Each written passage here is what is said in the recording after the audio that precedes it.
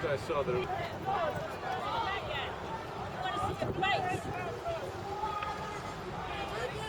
We are witnessing a resurgence of states' rights going through the country.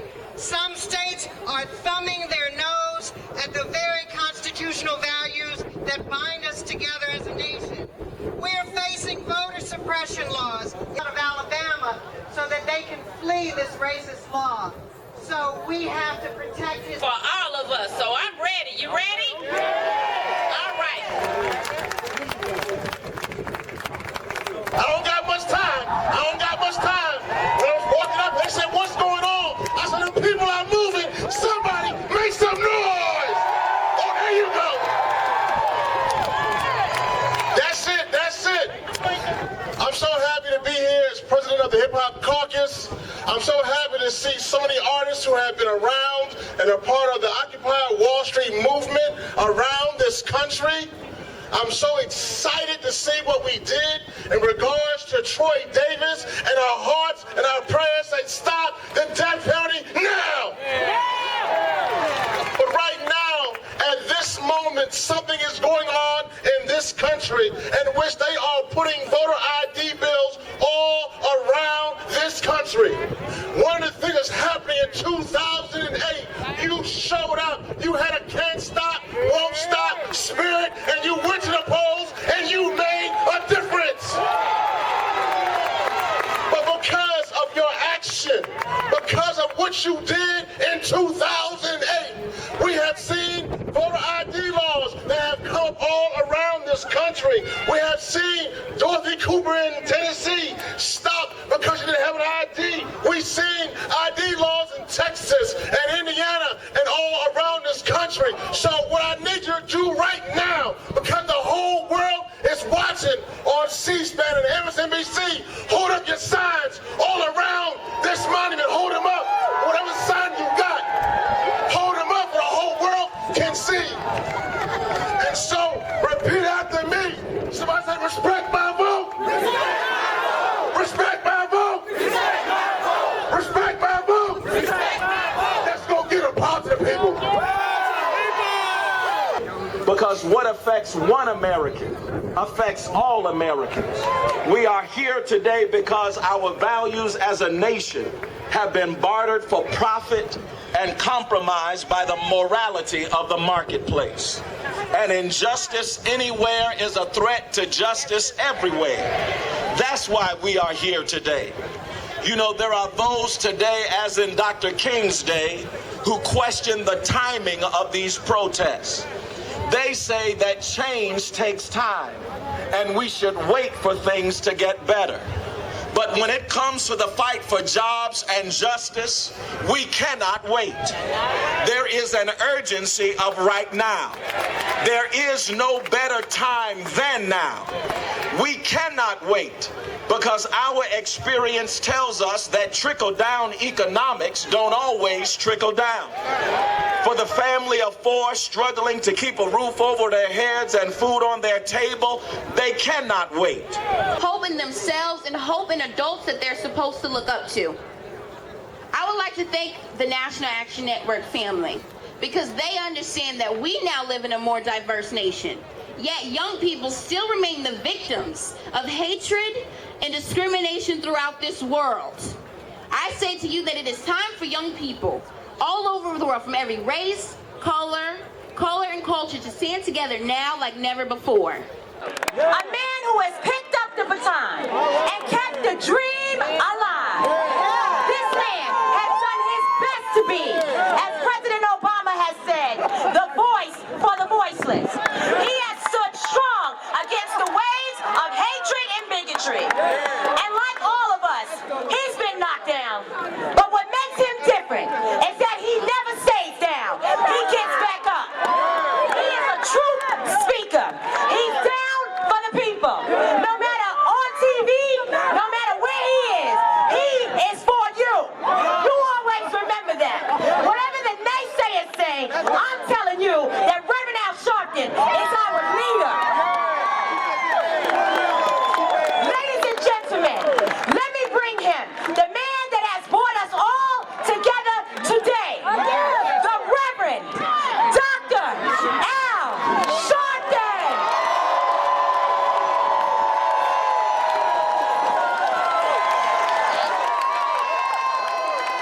justice! No justice! No justice! No justice! No justice! What do we want? What do we want? What do we want? When do we want it?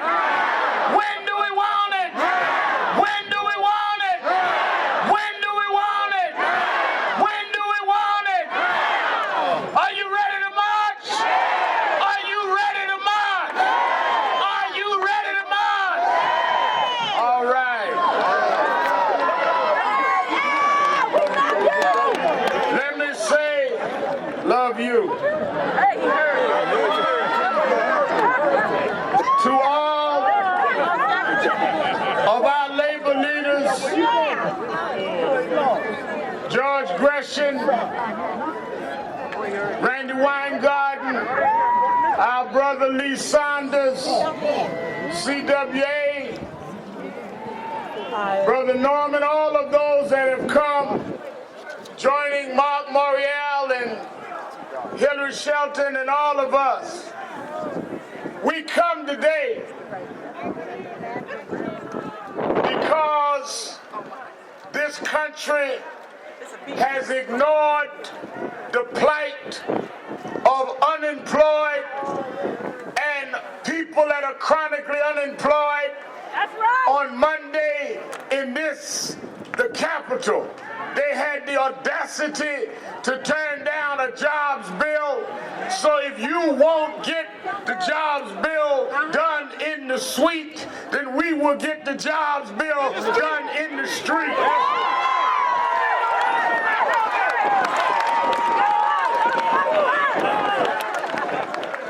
We cannot sit here with 14 million people unemployed while you get ready for an election. We cannot sit here with 1% of this country controlling 30 to 40% of the wealth, and you tell us our problem is each other. Our problem is not each other. You played the games of blacks against Latinos, Latinos against working class whites. It's time for us to occupy Wall Street, occupy Washington, occupy Alabama. We come to take our country back to the people.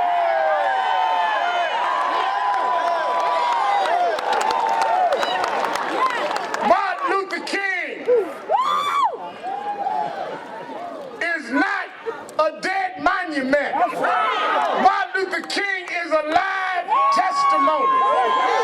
They shot down the dreamer, but they didn't shoot down the dream. Before he died, he had children, and his children is in Washington today. He taught us to stand up, and we come to stand up in his name. There are those that have tried to act like Talk to us. we had gone asleep. Hey, we woke now. And there's no reason that we could not understand the confusion. When you look at the fact that people are talking about states' rights again, they want to take away our vote in 34 states. Talking about voter ID. Talking about ending early registration, ending early voting. They want to honor Dr. King and revoke the Voting Rights Act at the same time. You can't kill the Voting Rights Act and honor Dr. King. You can't unemploy people and honor Dr. King. We will not let you make a mockery of what Dr. King stood for.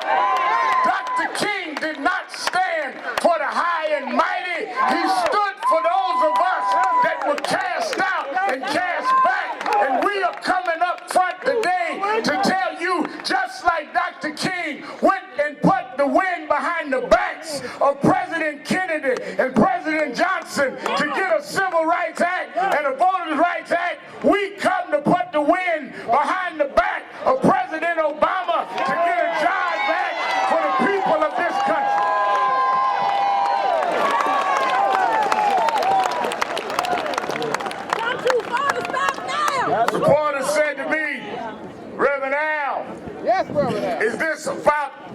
election? No, this is about our survival.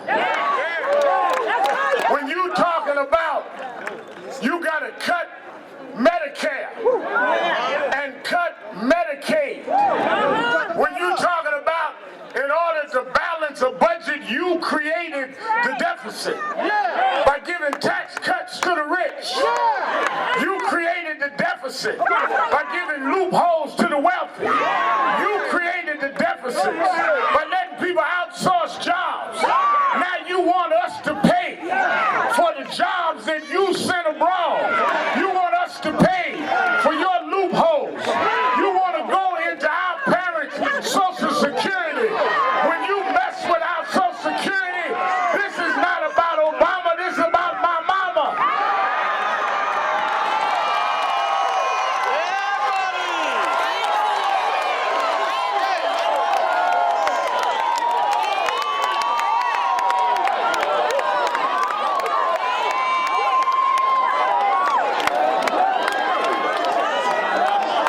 So we come today to begin a winter of struggle.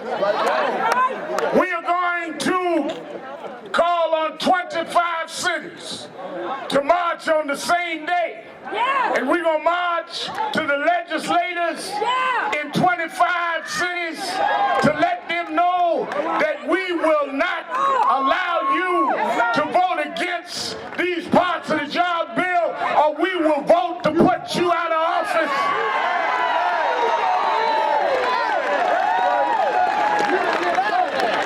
We want in those in the Senate and those on the sidelines, even some of these bulldog Democrats, to understand if you can't stand up for the unemployed, we're going to vote to make sure you join the unemployed.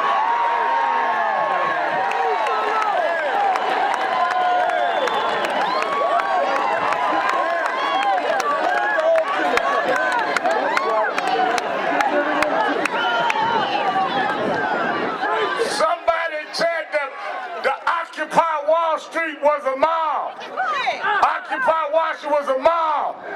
They're not a mob. They are saying what we're saying, that you cannot act like this country is your playground while single mothers can't take care of their families, while you send us to schools that don't have enough money to give us the teachers that can teach us. Then you want to demonize teachers and act like teachers that try to help our children. Some that have to go to school with no breakfast in their bellies, and the only one with a smile in their face is the teachers at the front of the room. You want to cut the teachers, you want to cut the firemen, you want to cut the policemen, you want to cut the municipal workers, while you take care of your tycoons. We are telling you, look at the mall today. We just getting started. We get ready to organize.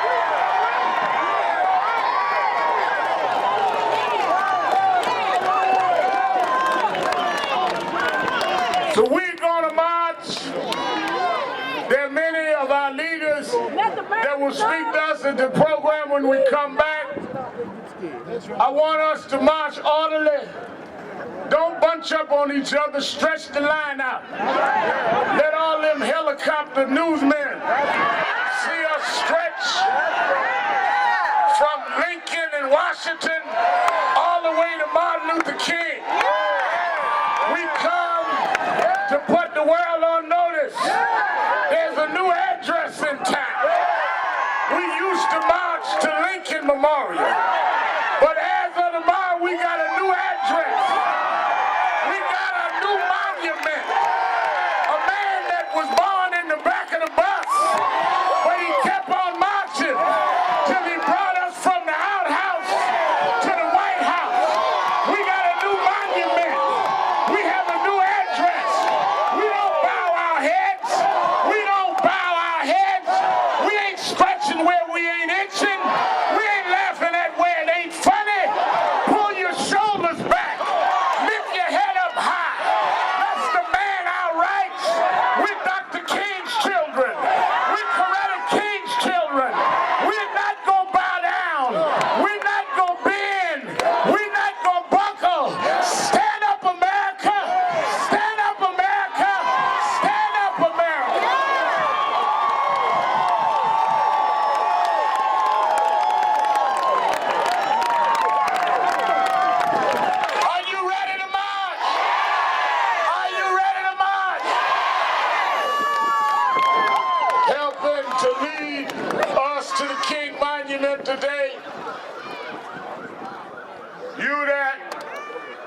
Holy Scripture, know that it goes from one generation to another. That every time God called one, there was always the next wave coming. Didn't stop with Abraham, went on to Isaac. Didn't stop with Isaac, went on to Moses. Didn't stop with Moses, went on to Joshua. From generation to generation, we're going to keep on marching. And we're not going to stop.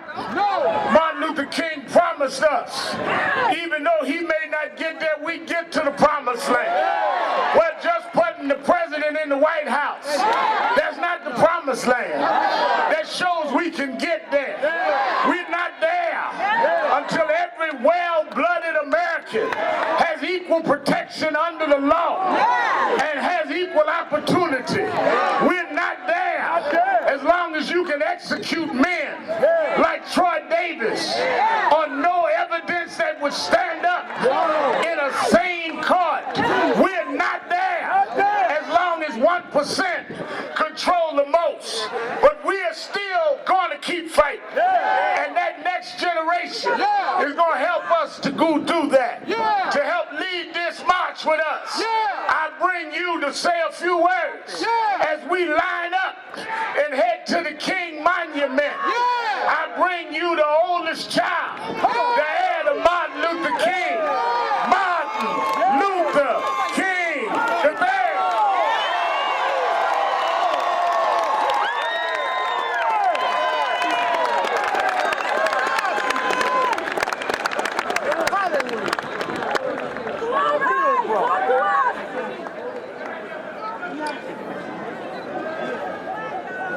Very briefly, first of all, let me thank God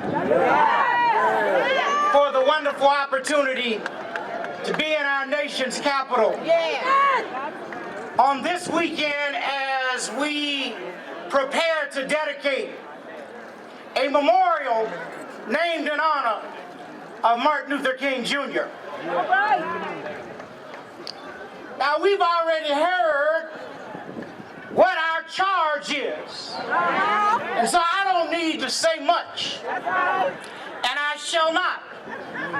But what I will say is that over 45 years ago, my father talked about a redistribution of wealth in our nation. In fact, that is probably why he was killed.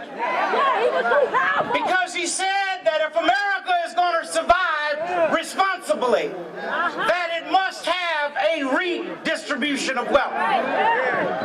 Reverend Sharpton has told us for a number of times, just through his show and every day, 1% of the wealth cannot, 1% of the population can't continue to control 40+% of the wealth.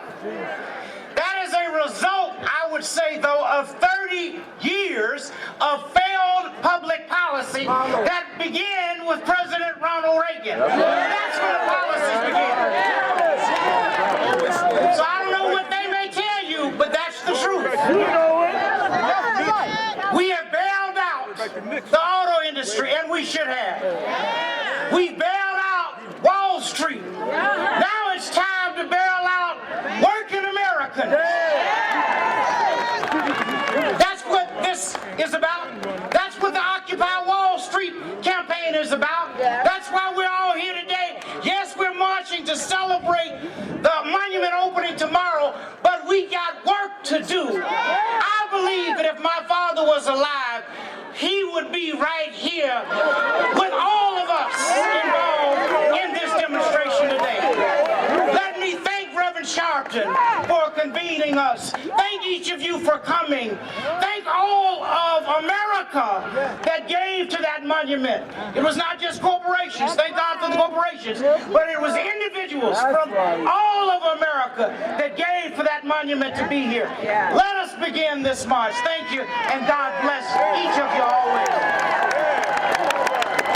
Let me say this, when we come back, many of us, we have Congresswoman Sheila Jackson Lee is here.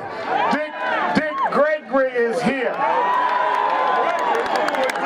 Occupy Washington, Sarah Shaw, Joel Northam, Oscar Ramirez, they're here. Occupy Washington, Occupation Washington is here. They're going to be Reverend Jesse Jackson is here. Sidney Miller. So we want to line up, we're going to meet right. Y'all don't get in front of the front line. They call it front line for a reason. That means out front. And we're going to stretch the line. We're going to march and let you see the monument. They're holding it open. Let us see it so you can march on back and hear our speakers. Are we ready to do that? Occupy Wall Street been out there a month. You can do a few hours to stand up for jobs and justice. Let us march.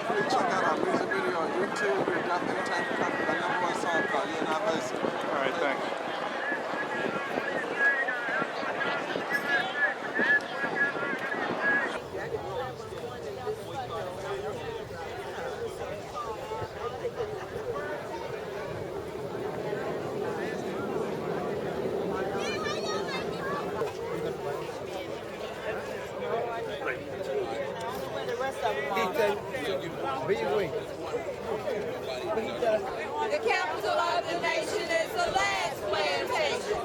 Free DC, statehood now.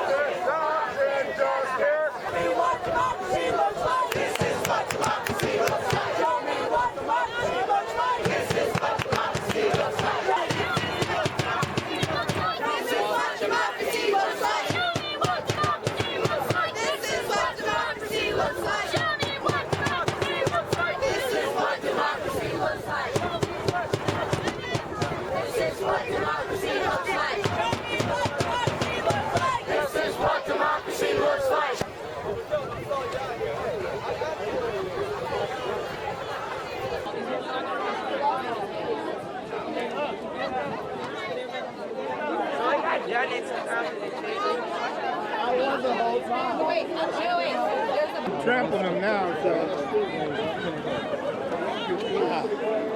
Damn double shot.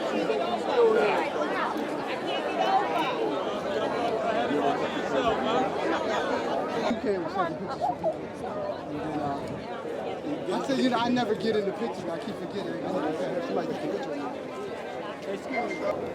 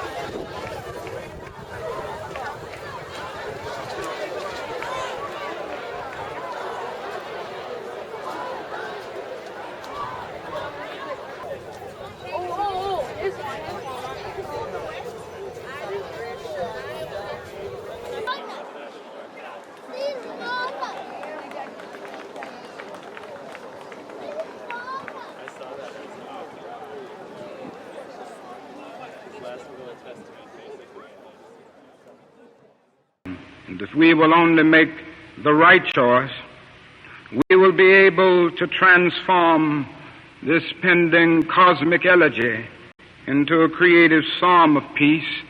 If we will make the right choice, we will be able to transform the jangling discords of our world into a beautiful symphony of brotherhood.